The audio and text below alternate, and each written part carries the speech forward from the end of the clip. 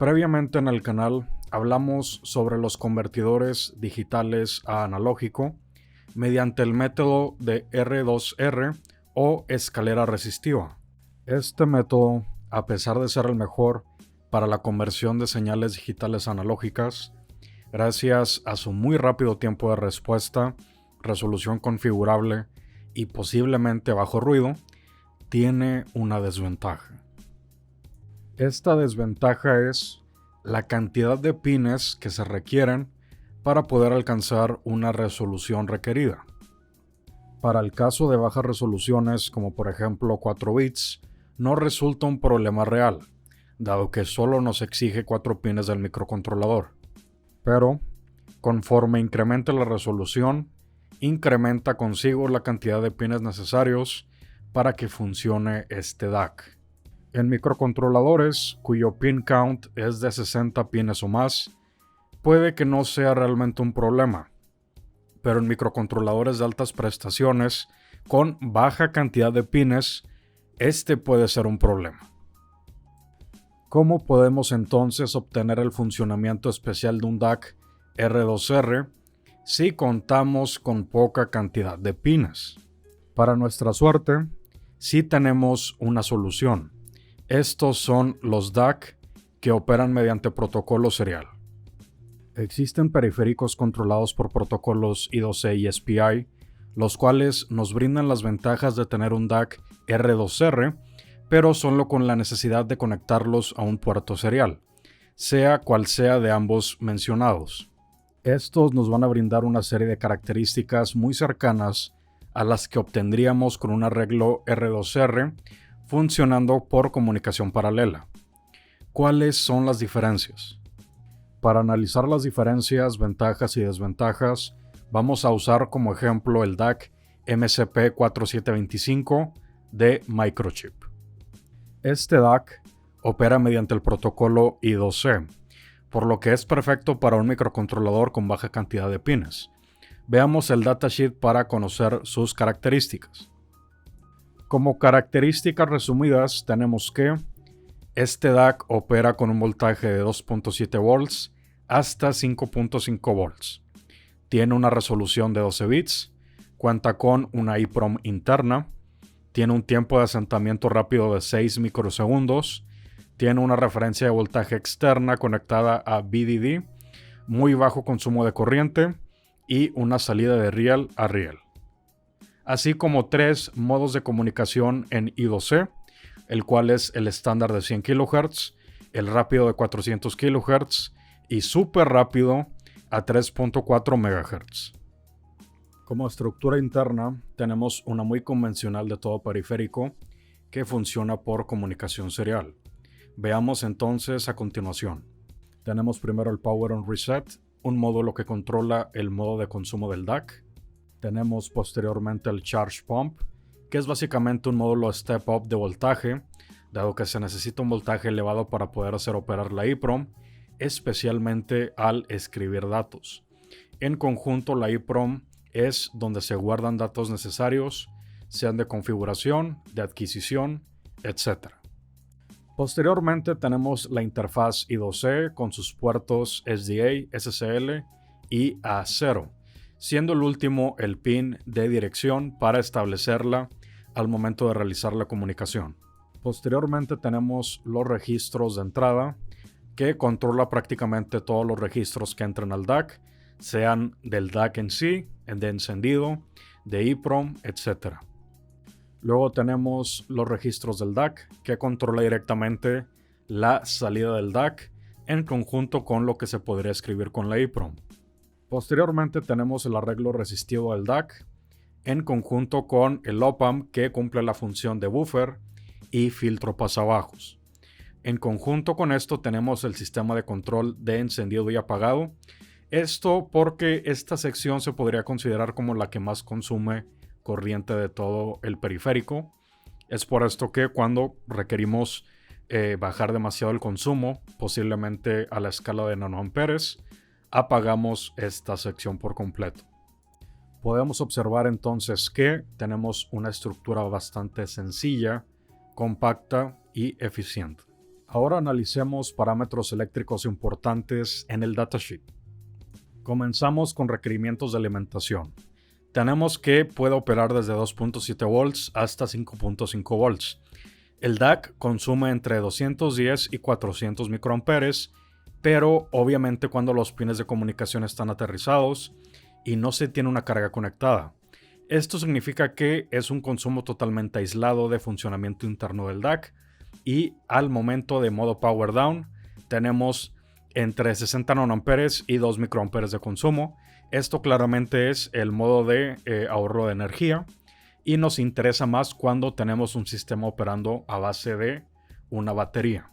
Para el caso de precisión tenemos una resolución de 12 bits, tenemos un offset de 0.75% del Full Scale Range, que se abrevia como FSR, y un error de ganancia de 2% del FSR. Estos parámetros los estamos viendo muy por encima, dado que hablaremos en detalle uno por uno en un video dedicado, porque podemos pasar mucho tiempo hablando sobre ellos. Ahora, para el caso del amplificador de salida tenemos un margen de fase de 66 grados, una capacidad de carga capacitiva de 1000 picofaradios, un slew rate de 0.55 volts por microsegundo, una corriente de cortocircuito de 15 mA, es decir, corriente máxima de salida, y un settling time de 6 microsegundos. El settling time es básicamente el tiempo de asentamiento o el tiempo de estabilización, cosa que veremos también próximamente en el canal. Ahora pasemos a analizar la comunicación con el DAC. Para este caso nos vamos a centrar en la escritura del DAC, excluyendo la EEPROM y la lectura de la EEPROM también. Tenemos entonces la siguiente estructura de comunicación, que es la de Fast Mode, dado que excluimos la escritura en EEPROM. Comenzamos con el address o dirección. En este caso contamos con los bits 7 al 4, que son 1100. Estos representan entonces una dirección fija inicial. Posteriormente tenemos A2, A1 y A0. Aquí es donde se pone interesante. A2 y A1 son programados internamente. Microchip te da la posibilidad de programarlos en manufactura para tener las direcciones deseadas con una resolución configurable de 3 bits. Para este caso no comercial son de 00. A0 es configurable por medio de un pin físico, llevándose a BDD o a GND.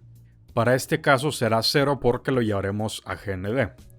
Por último tenemos un 0 que representa el estado de read and write, siendo 0 el de escritura. Para el segundo byte tenemos lo siguiente. Aquí primero contamos con los puntos C2 y C1. Estos se mandan a 0 dado que son la configuración de Fast Mode. Posteriormente tenemos los puntos PD1 y PD2 que representan el Power Down Select. Estos los mandamos a 0 dado que el DAC va a operar normalmente en todo caso. Por último tenemos los bits más significativos del registro del DAC, que son de 11 a de 8. Tendremos que combinar en este mismo byte tanto estos bits del registro del DAC como los de configuración que hablamos en el punto previo. Por último tenemos el tercer byte, en los que se encuentran únicamente los bits 7 a 0 del registro del DAC. Tenemos entonces un método de comunicación muy sencillo. Vayamos ahora a la práctica a analizarlos. Los libros siguen a 70% de descuento. Adquiere los 5 libros por $20. Envíanos correo al email que aparece en pantalla y en la descripción.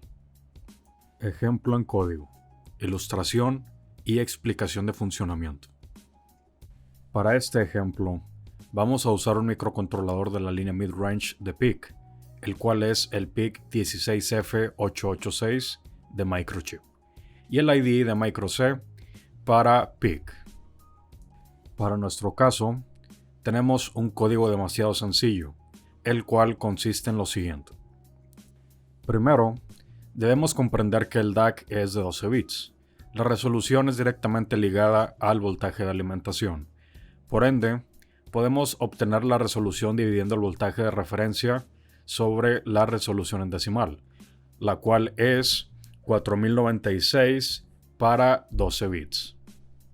Esto da entonces una resolución de 1.22 mV.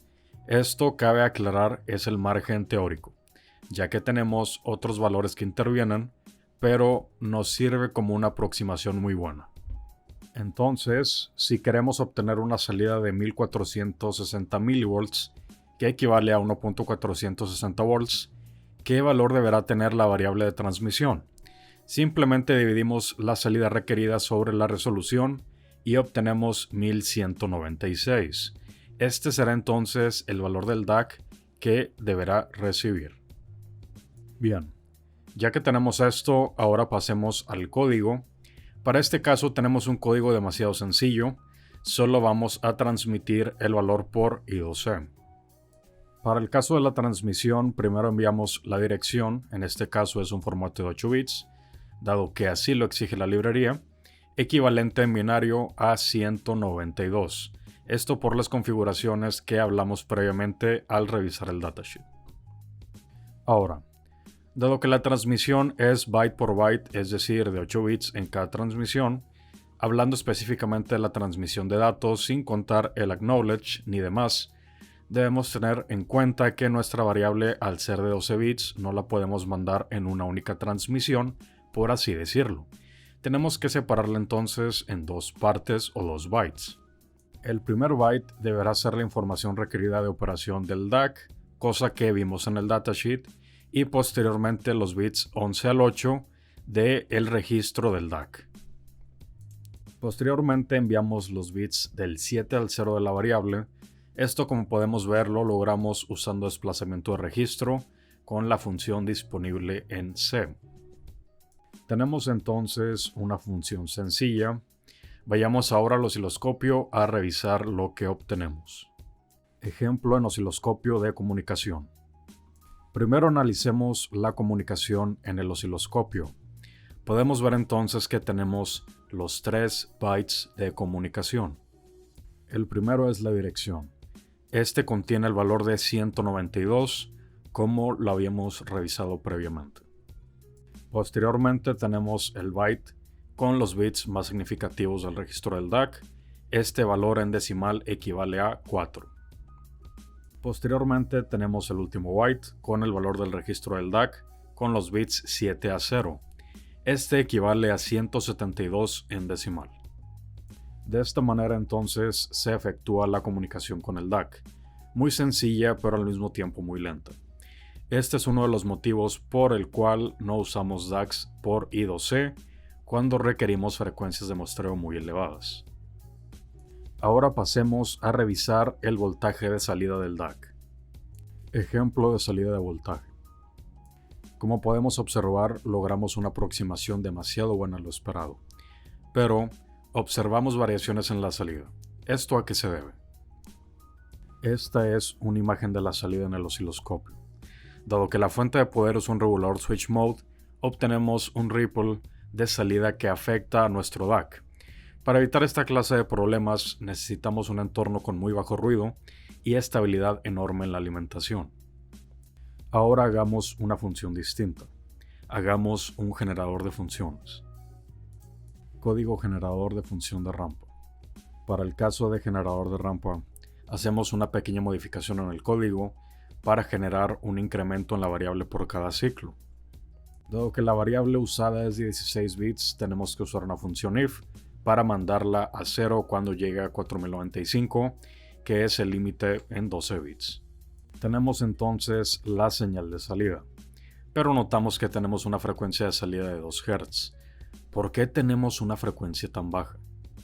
Esto es dado a una diversa cantidad de factores. Primero tenemos la resolución. Entre mayor sea la resolución, mayor tiempo toma el incrementar y escribir el valor completo en el DAC, es decir, el periodo. Podemos observar ahora que, con 8 bits de resolución, tenemos una frecuencia mucho mayor, ahora de aproximadamente 35 Hz, comprobando entonces que la frecuencia de muestreo es directamente afectada por la resolución. Esto dado la cantidad de pasos o muestras necesarias que se traduce a número de ciclos. El segundo factor es la velocidad del procesador, en este caso teniendo un micro de 8 bits y de gama baja, No podemos esperar milagros, menos usando el puerto I2C. Con puerto paralelo o con puerto SPI tendríamos otra historia. Usando una salida física del PIC y una modificación al código para mostrarnos el tiempo que dura encendida esta salida, obtenemos una manera algo cruda pero útil de revisar cuánto tiempo tarda en ejecutarse todo el ciclo de instrucciones, teniendo un total entonces de 109 microsegundos, lo cual es demasiado lento para el caso en el que necesitáramos una velocidad alta de muestreo. Ahora, como mencionamos, esto es debido a que usamos el puerto I2C en conjunto con una forma muy básica de programación.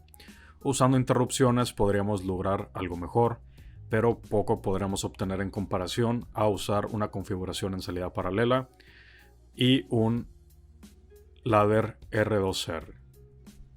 Bien, ya que hemos analizado y usado el DAC, es hora de terminar con las conclusiones. Primero, ¿cuáles son las ventajas que nos brinda este DAC? La más importante de todas es su conexión mediante el puerto I2C, lo que nos permite su uso en conjunto con una serie de periféricos más, solo contando con 2 pines de comunicación.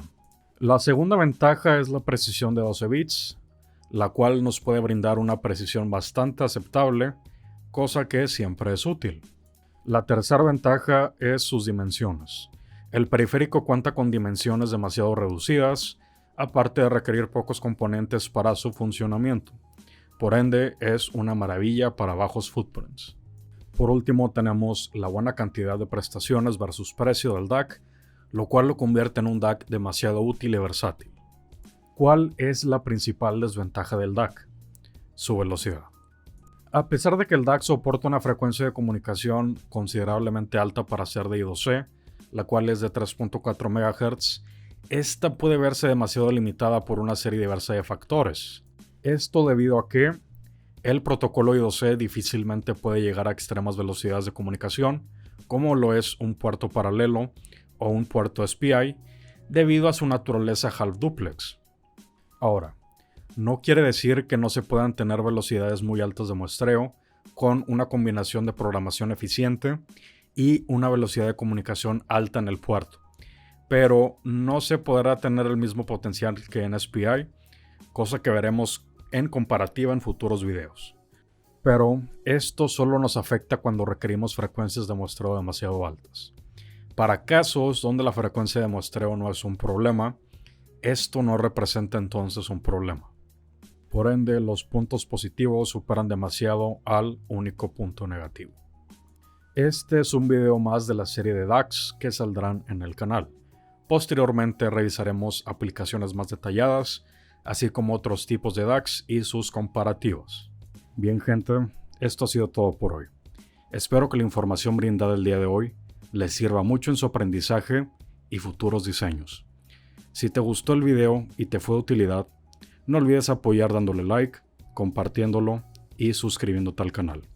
También, si quieres apoyar monetariamente al canal y obtener algo a cambio, compra los libros. De esta manera ayudas a mantener el canal. Bien, aquí me despido y nos vemos la próxima semana.